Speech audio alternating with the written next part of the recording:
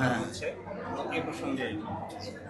এটা তো আসলে যারা নতুন এনলিস্টেড হয়েছে অ্যাক্টর সিকিউরিটি তাদেরই মূলত প্রোগ্রাম।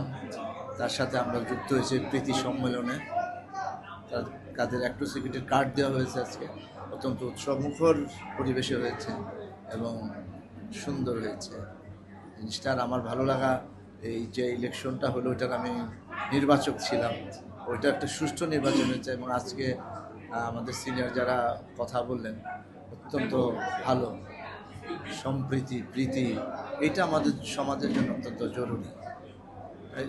আমাদের সবুজ ভাই নাকি ডলিয়াপা বললেন যে মারামারি হয়, অনেক কিছু হয় জীবনে, কিন্তু শিল্পীতে মারামারি খুনাখুনি এটা আমরা দেখিনি। এই জন্যে আমরা শিল্পী। এটা আমার খুব ভালো লাগবে কথাটা।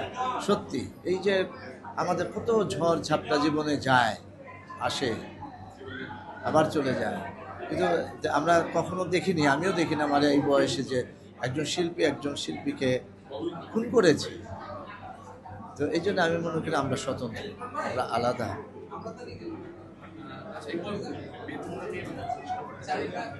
আপনাদের জনপ্রিয় কিছু series behind the trap, behind the scene, সেই ধরনের কোনো আমরা সামনে কেন দেখতে পারতেছি না? এটা তো আমার জিজ্ঞেস করে লাভ না, এটা ডিরেক্টররা করতে পারে।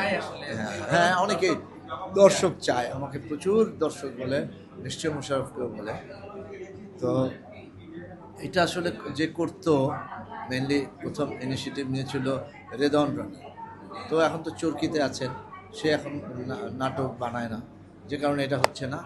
আর আরিফ নামে একটা ছেলে 2টা নাটক করেছিল, মির্জাফরের মৃত্যু চাই, আরেকটা এরকমই নামের আরেকটা, আমি আরও 2 বন্ধুই একই রকম। ওই 2টা নাটকও খুবই জনপ্রিয় হয়েছিল।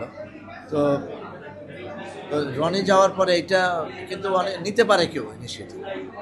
এবং আমাদের যেমন আমি তারপরে করেছিলাম প্যারা 2, এরকম, ওইটাও অন্য ডিরেক্টর, ওগুলিও খুব জনপ্রিয় ছিল। মানে আমরা দুজন থাকলেই মানে খুব একটা স্ক্রিপ্টের দরকার হতো না, গল্পটা থাকলে হতো। এটা একটা ভালো বন্ডিংস হয়েছিল আসলে। তো এখন ডিরেক্টররা যদি মানে কেউ যদি এটা চিন্তা না করে ওইভাবে, এটা আমাদের আসলে কিছু করার নেই। আচ্ছা, রিসেন্ট দীর্ঘ সময় আমাদের সাথে কাজ করেছেন তারা 3জনের যে সিকোয়েন্স, হ্যাঁ 3জনের এই অভিজ্ঞতা কেমন ছিল আমাদের সাথে নুহাসের সাথে? হ্যাঁ, ওটা খুবই মারাত্মক অভিজ্ঞতা। আমরা 3 বন্ধু একসাথে হয়েছিলাম, 5 দিন ছিলাম একসাথে। তারপরে নুহাসও অত্যন্ত জ্ঞানী এবং বুদ্ধিমান এবং লেখাপড়া করা একজন মানুষ, অসম্ভব জানাশোনা মানুষ। আমি মুগ্ধ হয়েছি তার কাজে, এবং সে বুঝে অভিনয়ের বিষয়টাও সে ভালো বুঝে, যে মানে হুমায়ুন ভাইয়ের অনেক কিছুই তার ভিতরে আছে। আমি ওর কাজেও মুগ্ধ। আচ্ছা, আজকের এই অনুষ্ঠান থেকে বলা হয়েছে যে শিল্পীদের কাজ কমে যাচ্ছে। এটির পিছনে আসলে মূলত কি কারণে এমনটি হচ্ছে এবং সামনে এটিকে কি করলে বাড়ানো যায়? আসলে এটা বাড়াইতে হলে পরে একটা স্থিতিশীল একটা ব্যাপার তো আছেই, একটা পরিবর্তন হয়েছে। তো এটা থেকে আবার ঠিক হইতে একটু সময় লাগে আমার কাছে মনে হয়, যে কারণে এটা এখন একটু কাজ কম, অনেকেই করে না। যে তারপরে চ্যানেলগুলো,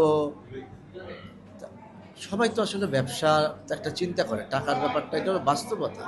তো আমি এখন নাটক বানালাম, সেটা লস হয়ে গেল, তো এই জন্য বাজেটও কমে গেছে।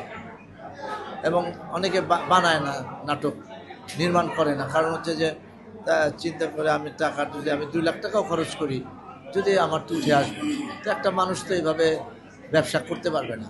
যদি আমি শিল্পকে মানে একটা পর্যায়ে তো ব্যবসাও, যে প্রডিউসার সে তো প্রডিউস করবে, তার অর্থটা উঠছে না, অনেক বিভিন্ন কারণ, সেটা আমি এত ডিটেলসে বলতে চাই।